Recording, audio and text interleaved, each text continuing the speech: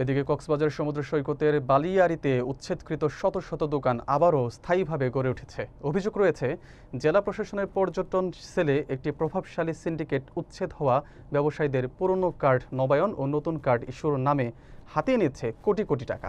বিস্তারিত থাকছে আরাফাত সিকদারের প্রতিবেদনে। হকারদের অভিযোগ, হাইকোর্টের নির্দেশনা অমান্য করে প্রশাসনের অদৃশ্য সহায়তায় গড়ে উঠেছে এসব অবৈধ স্থাপনা। পুরনো ব্লক হওয়া কার্ড নবায়নে 1 থেকে 2 লক্ষ টাকা পর্যন্ত নেওয়া হচ্ছে, যা আগে ছিল 8,000, এখন তা বাড়িয়ে 60,000 পর্যন্ত আদায় করা হচ্ছে। স্থায়ী ব্যবসায়ীরা আশঙ্কা প্রকাশ করে বলেন, পুরনো কার্ড বাতিল করে নারায়ণগঞ্জ ও বরিশালের নামে নতুন কার্ড ইস্যুর মাধ্যমে চালানো হচ্ছে বড় ধরনের বাণিজ্য।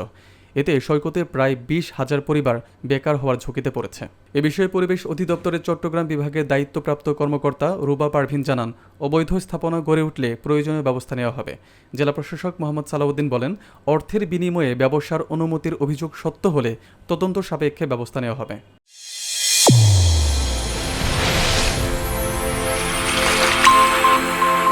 চ্যানেল A1 হৃদয়ের স্পন্দন।